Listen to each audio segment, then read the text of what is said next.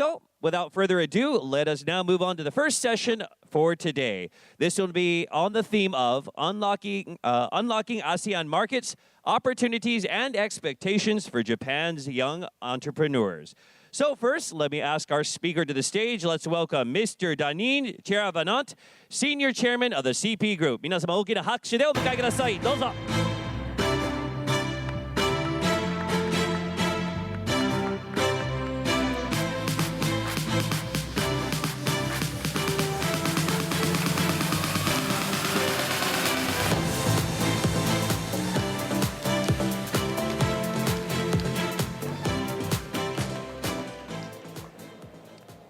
So if you're ready, the stage is yours, sir.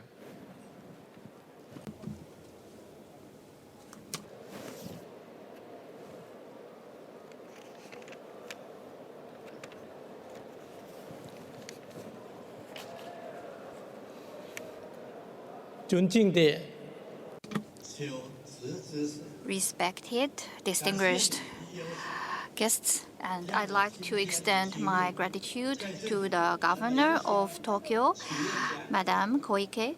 Thank you for the opportunity for me so that I have the chance to gather here with the Japanese young entrepreneurs for the exchanges.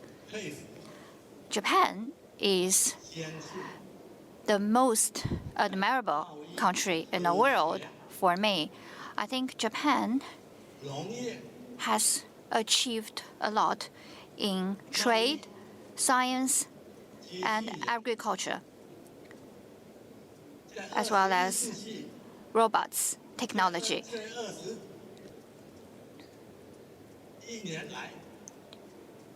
For some 20 years, Japan has been the country with the longest longevity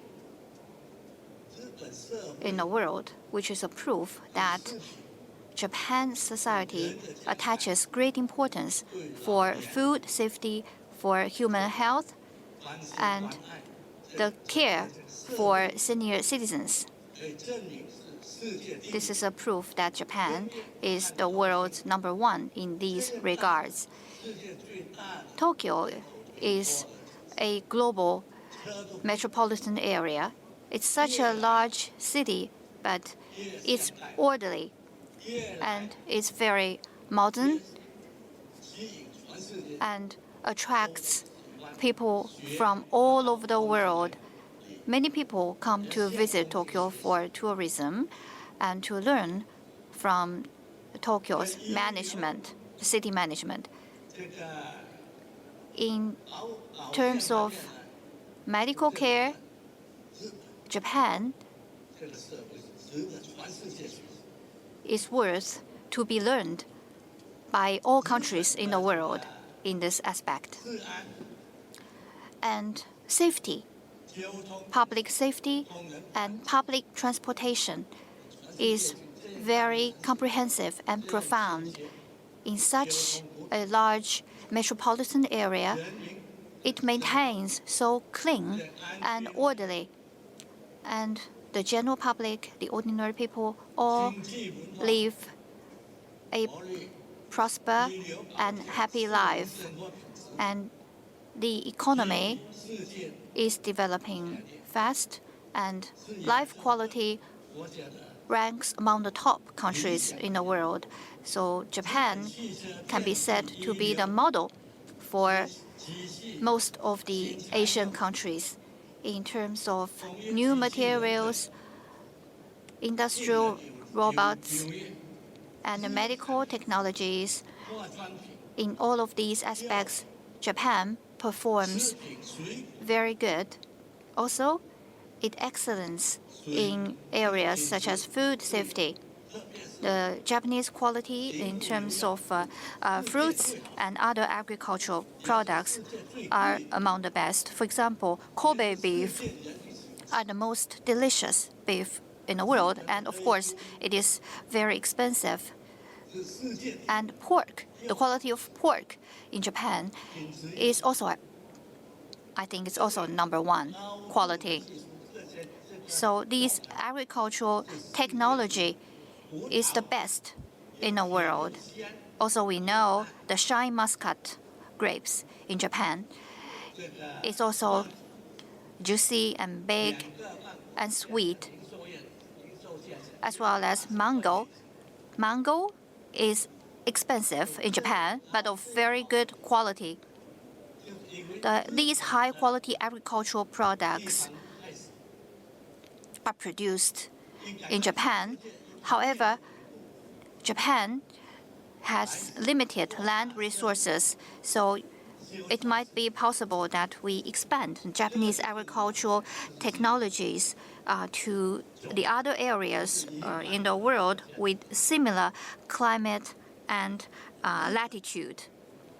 But these high agricultural technology cannot be simply copied by other countries.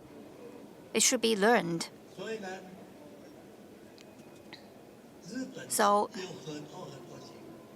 Japan in the future has many more opportunities for Japanese young entrepreneurs to expand, to explore the world. The Japanese game and manga industry, I believe, are very attractive to youngsters in the whole world, including ASEAN countries.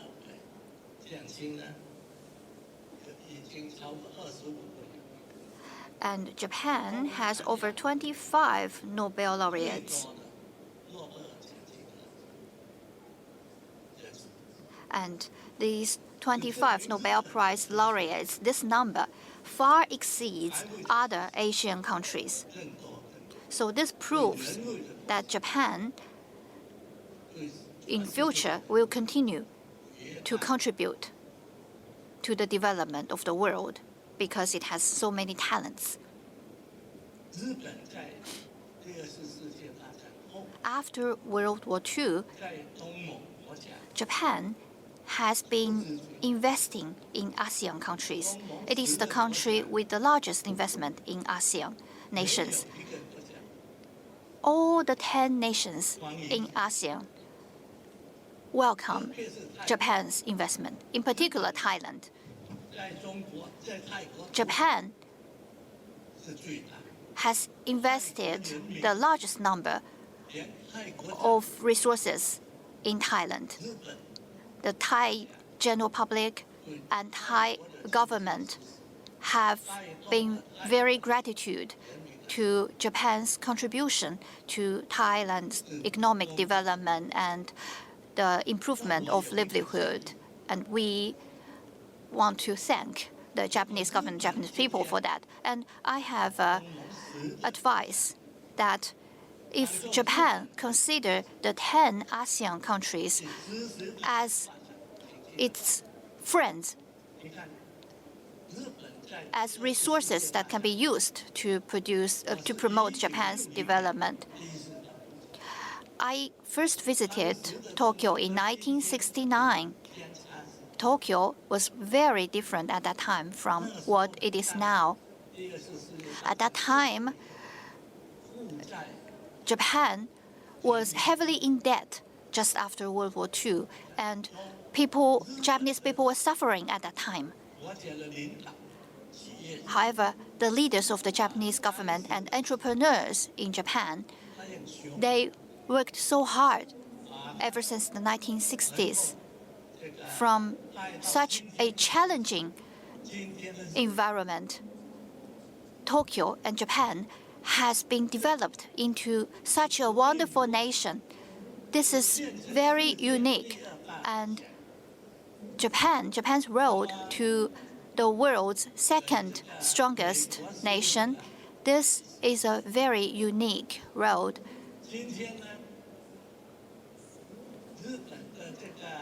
And today, the Japanese economy is still in a stable status. And the U.S. targets now is China. So for this time being, it is a very good opportunity for Japan.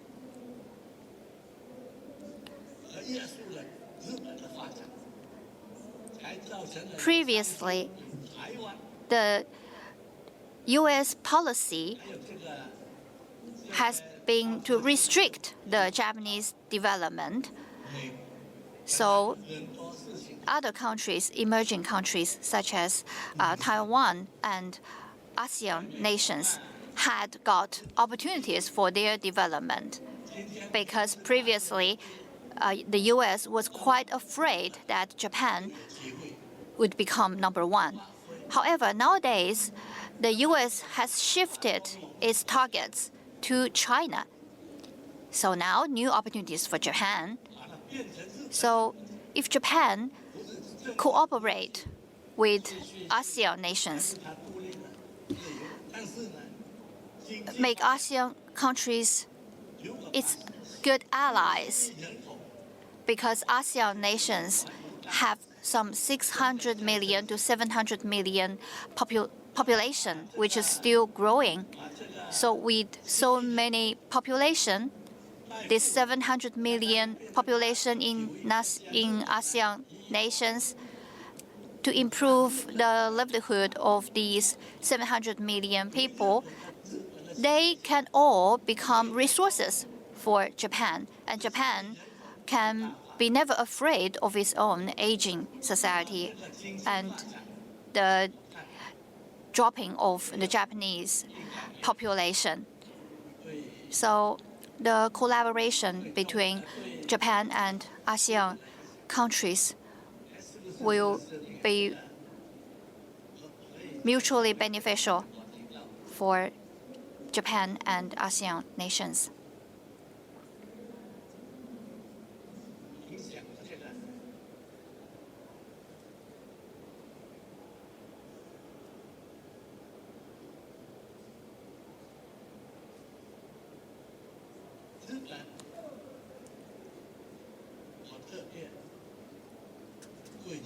I have very respectful feelings towards Japanese entrepreneurs. They are workaholics.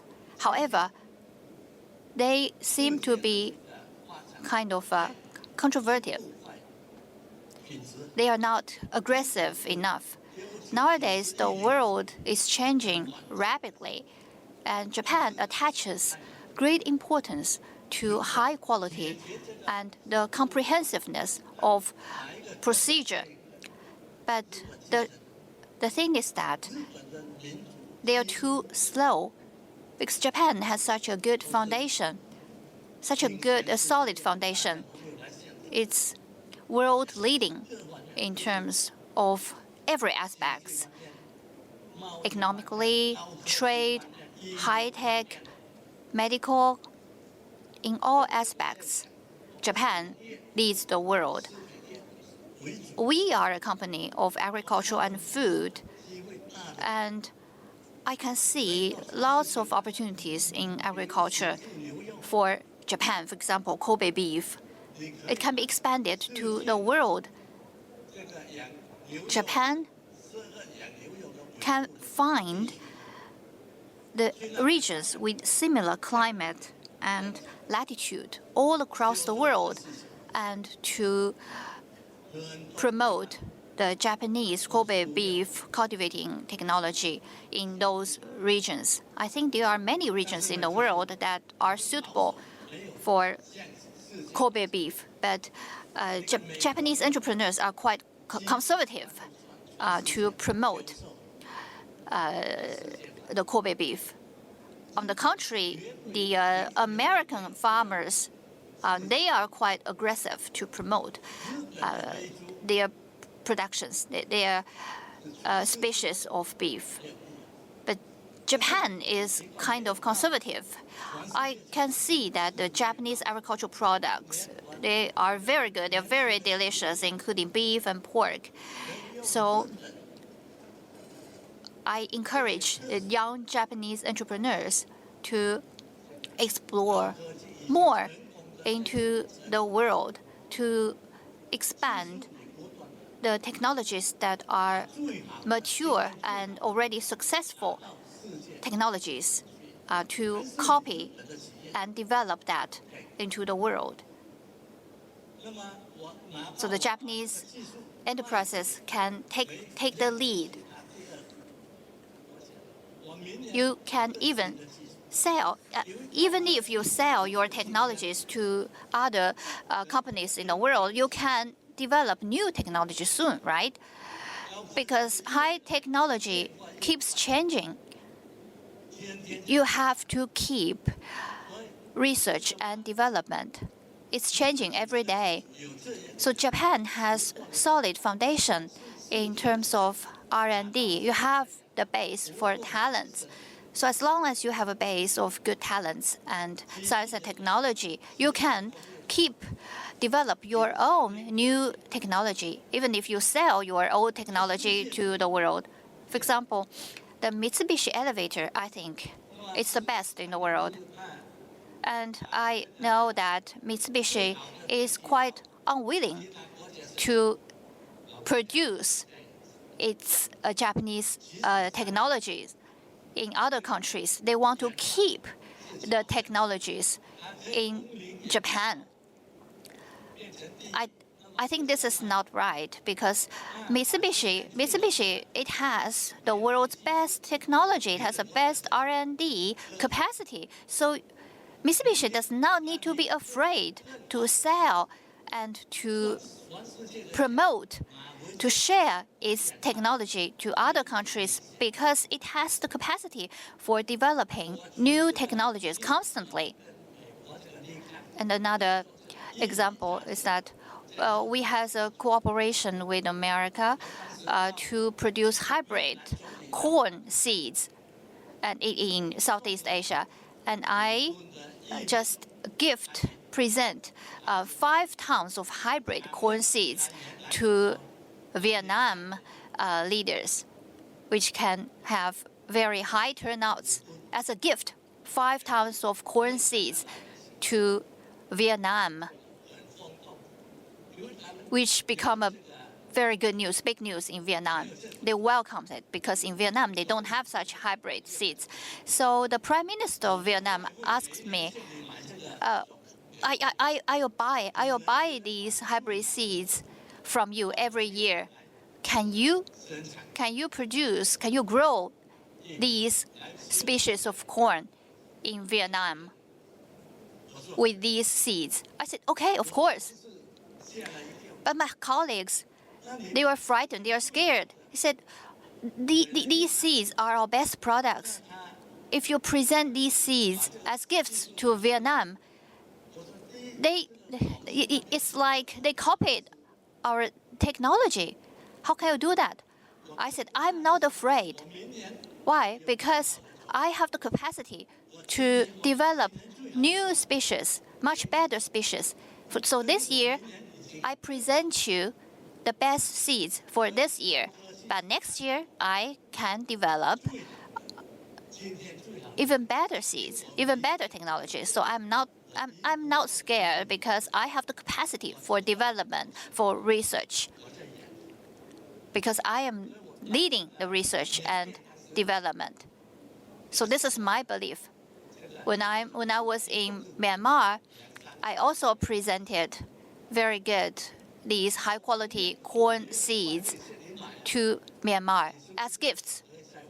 Because these nations, Myanmar told me that we do not have enough foreign exchanges to buy these seeds from you. So I present them as gifts. I presented many good gifts to these nations, Vietnam, Myanmar, or even South China. So we are leading the role. We constantly make new research and develop new species. So this is the belief of my group, CP Group. So that is why we are welcomed all across the world. And I can see that the entrepreneurs in Japan, I don't know why they are so afraid to share their knowledge across the world. For example, Mitsubishi. Mitsubishi is much larger group enterprises than us. And Japan is a high-tech country, and Japan is a country focus upon trade, focus upon the role of trading. In terms of trade, no country can rival Japan. So today, as we know, we have such good e-commerce, right? The internet technology, IT is developing very fast, but still, the focus is human being. We need talents to manage and govern these high technology. So talents are the core for high technology. And high technology, because of these highly skilled talents, is developing day and day. And Japan is in leading role, is taking a leading role, for example, in industry robots in this regards. I know it is the best. For many years ago, I have a cooperation projects in Thailand in terms of chip company. Many years ago, I know they are the best. Japanese chip development is the best, even much better than that of U.S.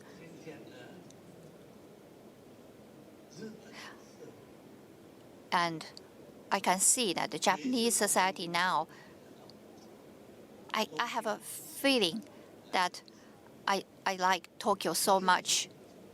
The public transportation, it's so good, it's so orderly, no traffic jams, very clean. So I really appreciate Madame Koike's contribution to the development of Tokyo. I think Tokyo is the best city in the world. It's much better than New York, much better than Washington, D.C. So I have a thought. Young entrepreneurs, they should be more aggressive, and they need the resources and investment. The entrepreneurs, young entrepreneurs, can organize the funds for startup enterprises.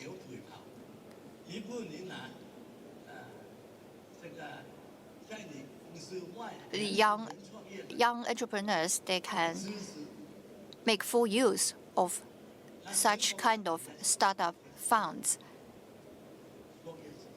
So such kind of risk funds or entrepreneurship funds, I think these are achievable in Japan,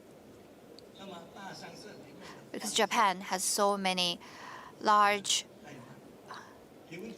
companies. So the young entrepreneurs, they cannot copy that of the framework of large companies. They have to have other ways. So I am making some pilot projects. I welcome the young entrepreneurs to come to me and provide them starting up entrepreneurship funds. I provide them platforms and money for them to make developments. So for these young entrepreneurs, they have funds and they have talents. For example, I organize these young talents from universities. I provide them resources and investments and targets for them and organize them to develop some new projects. So they are out of the traditional stiff framework of the traditional large companies. So I give them 100% freedom for new projects and ask them to be not afraid of failures. So we have some hundreds of young talents every year participating in our pilot projects. We even invite talents from the middle schools or high schools. We are searching for the best talents, the best students in middle school, high school, and universities. We ask them to join in our projects as part of their study programs. They can study at school, at the same time work for our pilot projects. But these projects now are only being done in Thailand. But I think in Thailand, we have limited resources. But Japan, I think Japan has a very good foundation for such kind of entrepreneurship projects. Japan has so many large business groups, so many large companies. But I think maybe it's worth a try to establish some entrepreneurship projects to provide them. Maybe the Japanese government can establish some risk funds, entrepreneurship funds for these young talents. Because as we all know, the Japanese is a nation of diligent people, and they work hard. The Japanese economy is the result of not only the leading of the governments, but the results of the work of the Japanese people. The Japanese working hard, but they are kind of conservative.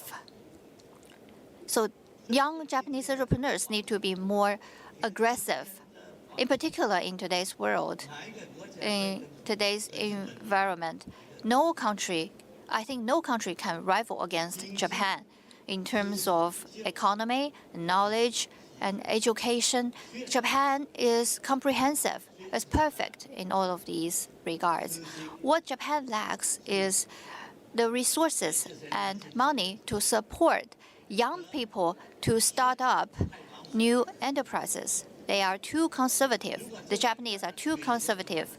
So if the question of being too conservative and the lack of resources for supporting young entrepreneurs in Japan, if these two problems are solved, I think no other country in the world can rival against Japan. Japan is now quite slow. It lags behind the time. Japan attaches too much attention to perfect, to high quality. You cannot think that it's okay to be slow as long as I can produce high quality goods. Now I think you have to shift your focus. Now in nowadays world, you have to be fast to win. So that is my only criticism against Japan. You are too slow, too conservative. If you can improve these problems, I think this environment today, in the world today, it's the best timing for Japan now. I think I'm quite optimistic for Japan, for Japanese economy. I don't know what other people think, but I'm quite confident in the Japanese economy in the future. Why? Because the U.S. is not blocking Japan anymore, and the 10 nations in ASEAN are all have a very positive feelings towards Japan. We all welcome Japan. So no other country in the world enjoys such a good opportunity, good environment. ASEAN has 700 million population, and Japan has 100 million population, but it's shrinking. But the population in ASEAN is still developing, is still enlarging. The population in Philippines and Indonesia and Vietnam are all growing. The population in these three nations are growing, keeps growing. Economy keeps developing. and also Malaysia also is witness population development. Thailand, although the population is shrinking, Thailand is now turning into the financial center of ASEAN countries. It's not only the center for tourism, but also a financial center. This is the target of current Japanese government. The Thai government is trying to attract more Japanese enterprises, as well as financial enterprises from the world. So I think I'd like to thank the Japanese companies for their contribution to Thailand. Actually, some 70% of Thailand GDP actually come from Japanese-owned companies in the fields of automobiles, telecom. The Japanese-owned companies take the leading role in these two aspects. And in the future, I'm quite confident in an investment in Japanese commercial firms and in investing in Japan-ASEAN cooperation. It is quite optimistic in terms of Japanese companies' development in ASEAN and as well as in China. So these are my thoughts. Do I still have time? So here comes the end of my speech. Thank you.